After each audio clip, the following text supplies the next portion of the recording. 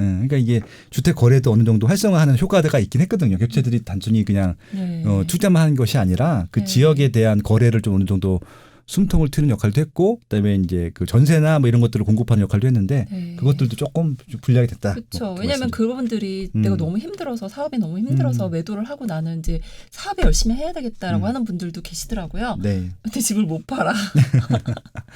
그러면 기존에 대출 받았던 것들은 괜찮아요?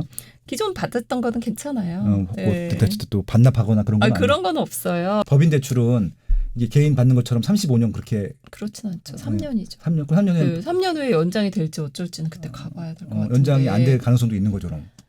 그거는 이제 잘 그때 몰라요? 가봐야 그때 가봐야 알고. 네. 왜냐하면 지금 지금 당장 뭐 먼 미래를 저희가 어떻게 말씀을 드릴 수가 없어요. 그렇죠, 그때 가서 그렇죠. 또 어떻게 바뀔지 네네. 모르다 보니 저희도 간혹 저한테 이제 그런 상담들을 많이 하세요. 자기가 3년 안에 내 집 마련을 하겠다. 대출이 얼마 나올까요? 라고 여쭤보시더라고요. 그럼 저는 내일 것도 잘 모르는데.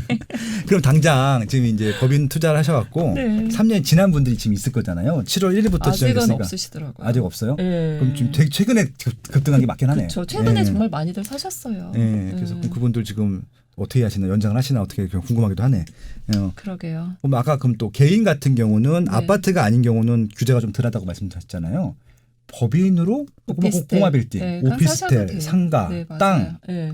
지금 금지를 한 거는 주택 임대사업자, 주택 매매사업자, 아. 개인, 법인 모두 합해서 그거를 규제를 한 거고요. 네. 지금 주택에 대해서만 제한이 있기 때문에 오피스텔이라든지 말씀하신 대로 땅이라든지 그렇죠. 네, 상가라든지 아니 우리가 뭐 법인이 조그만 법인만 있는 게 아니잖아요. 삼성이라든지 그런 데서도 4억을 살 때 그렇죠. 대출이 나가잖아요. 맞아요. 네, 마찬가지이기 때문에 상가 대출은 당연히 잘 되고 있어요. 그래서 이제 너무 아파트나 주택에만 집중하셨다고 하면은 이번 네, 기회에 조금. 다양한 부동산 상품에 대해서 공부하시는 기회도 한번 가져보시는 것들이 네. 요새 뭐 워낙 유튜브나 팟빵에 좋은 콘텐츠 많기 때문에 한번 들어보셔도 좋을 것 같습니다. 네. 좀 공부해야죠, 뭐. 맞아요. 예, 알겠습니다. 네. 네, 그럼에도 불구하고 무조건 대출이 나온다고 묻지마 투자하시면 안 됩니다. 네.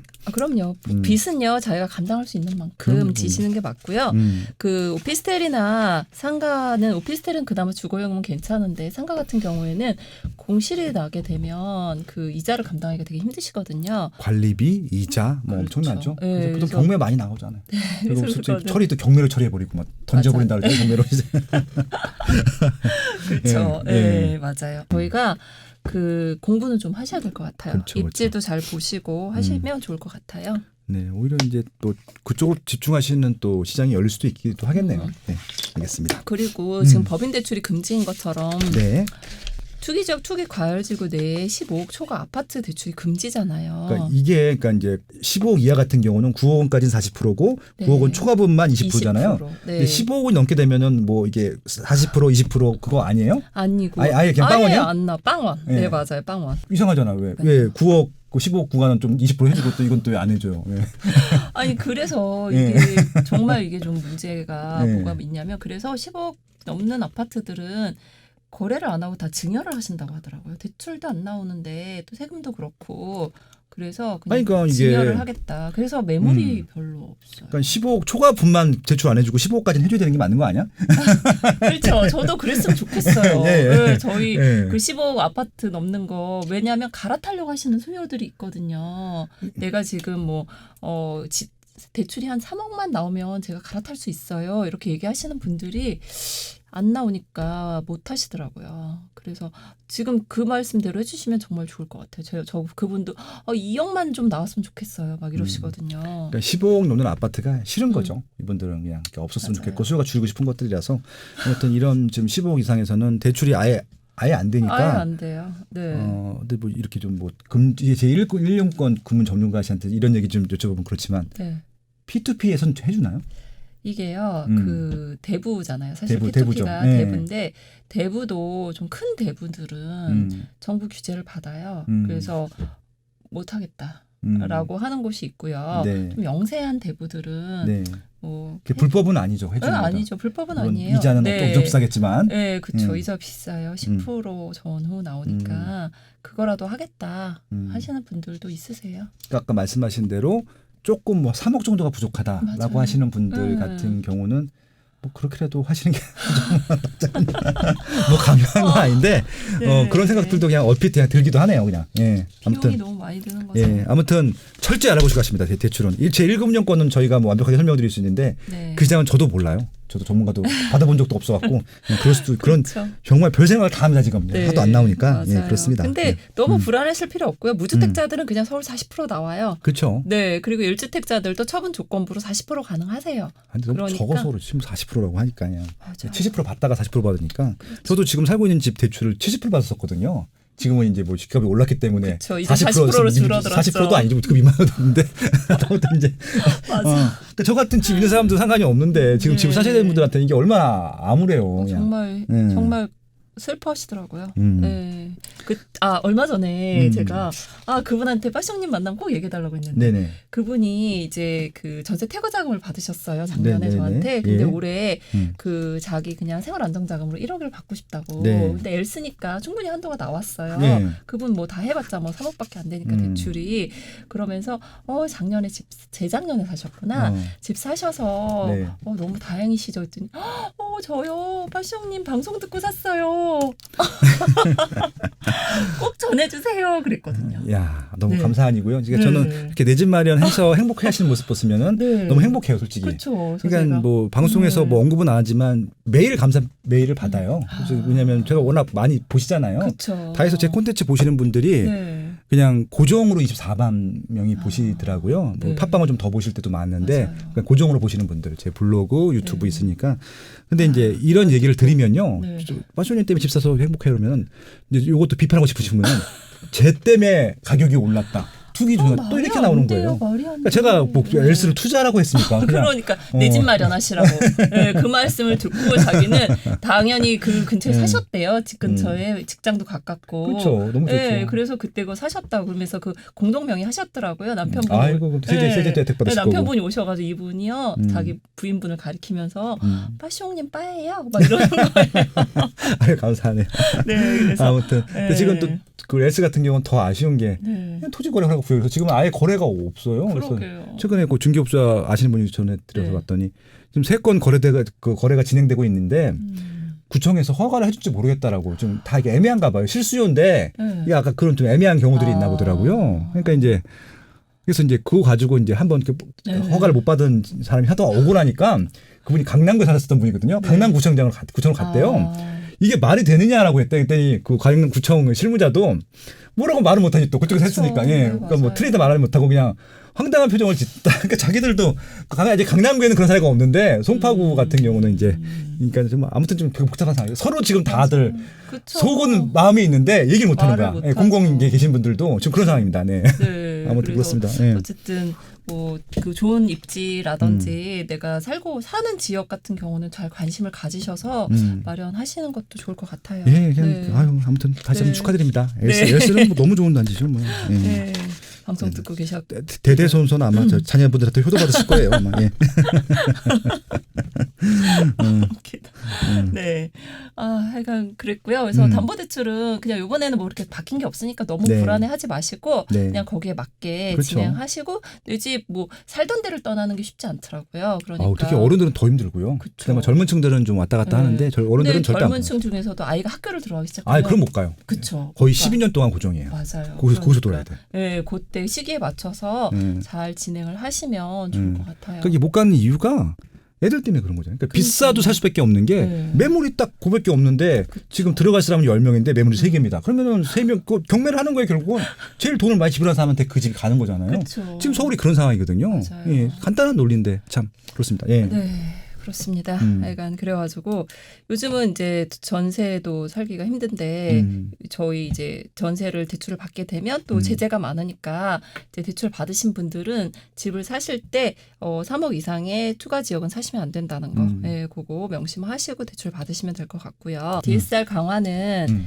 그 9억 초과이신 분들만. 네, 9억 초과 주택담보대출 받으실 때만 해당 사항이기 때문에 내 집이 9억이 넘는다 하시는 분들은 DSR을 좀 체크를 하셔야 되는데 DSR이 이제 나온 이유가 뭐냐면 신용대출 받아서 집을 사시는 분들이 많이 있으셨나 봐요. 그래가지고 예, 그거를 이제 막 수단으로 쓴 게 바로 이 DSR 강화거든요. 그래서 신용대출이 있으신 분들은 DSR 40%를 초과하는 분들이 많아요. 그래서 예, 요거를 좀 체크를 하셔야 되는데 뭐 한 가지 팁을 드린다면 연말까지 보험사는 이 규정을 적용하지 않습니다. 아, 예, 보험사. 그러니까 네. 예, 저희가 대출을 할 때 여기가 넘어서면 신용대출 너무 많아. 뭐 기존에 받았던 분들도 있으시잖아요. 학자금 네. 대출도 있으시고 예, 그런 분들은 보험사에서 지금은 진행이 가능하시니까 네. 예, 그렇게 맞게 이제 저희가 대출 의뢰가 오면 상황에 맞게 다 진행을 해드려요. 그러니까 이제 뭐 네. 저 같은 경우는 이제 주택담보대출이 있고 지금 사는 집에 네. 그다음에 이제 조그만 상가에 대한 대출이 있는데 그것도 네. DSR에 들어가요? 그 상가 대출이 지금 잘 말씀을 해주셨는데 예전에 개인 대출을 받은 분들이 많으세요. 근데 그러면 포함이시고요.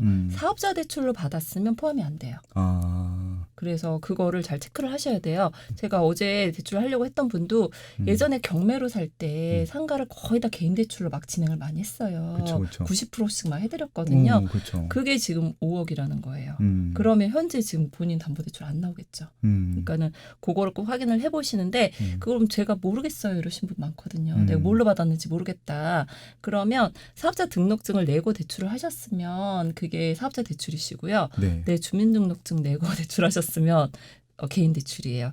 그래도 모르겠다 하시면 은행에 전화하시면 돼요. 그래요. 올해는 네. 대출을 못 은행에 전화해서 물어보세요. 만기가 1년 단위로 하는 적이 있어요. 1년도 계속 연장하는데. 그렇죠. 예. 너무 번거롭다. 막 이렇게 말씀하시는데 네. 되게 길게 대출하시는 곳도 있어요. 예, 그러니까 그래서 그래서 진짜 비싼다 그럼? 안 비싸요. 2.9% 3% 나가는데 예, 그 거기가 지금 상가 대출 한도가 끝나가지고 단독 건물 그 뭐지?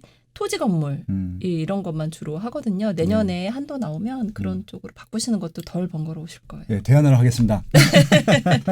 날 귀찮게 하는 거 싫어 나는. 아, 그러니까 1년에 한 번씩 네. 가는 것도 일이라고 저는 하시더라고요. 얼마나 귀찮았냐면요. 네. 그 이제 아파트 전세를 주잖아요. 네. 보증금을 안 올려요. 계약을 연장 그냥 네, 다 그냥 무시적갱신으로 가시는 전화하지 마세요. 그냥 계속 알아서 하시고 6년 동안 안 오는 적도 있어 내가.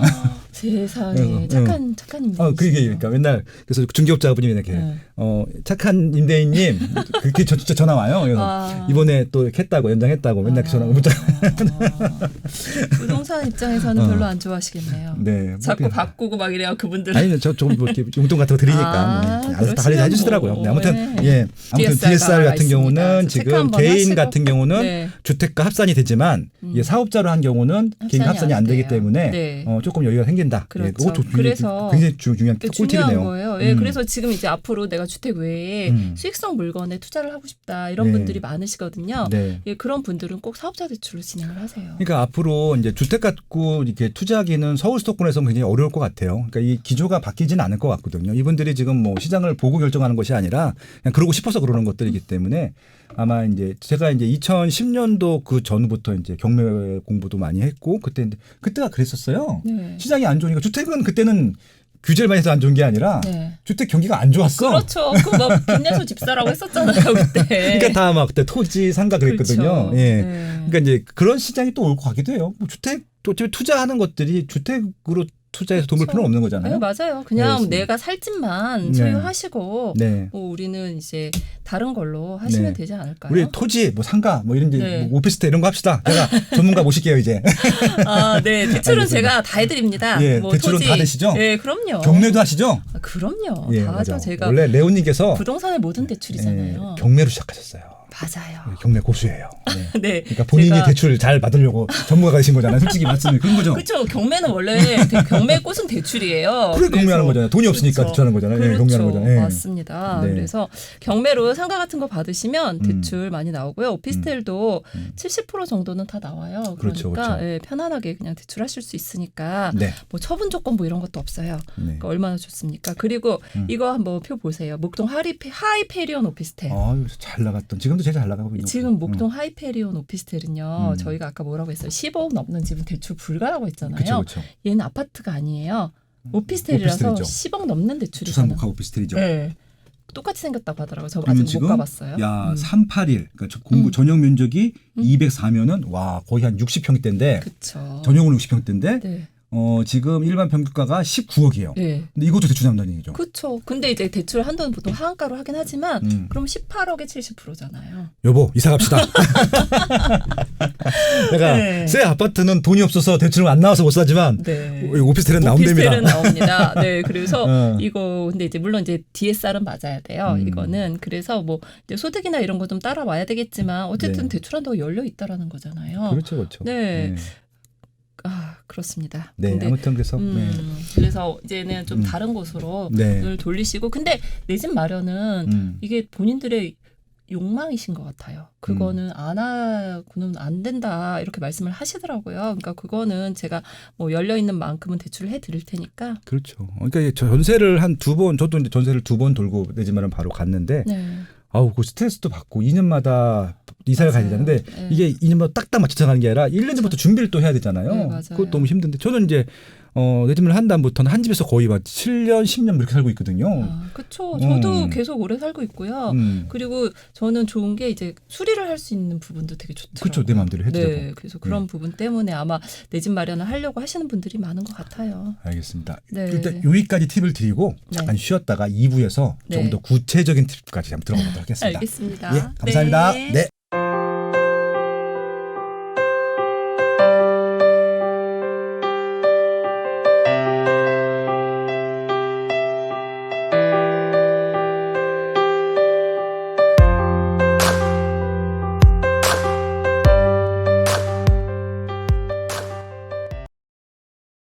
강력하고 즉각적인 조치를 이어나가겠다는 것을 이번에는 곧바로 집값이 오르는 상황이 연출되고 있습니다. 이른바 초양극화 현상이 우려된다는 겁니다.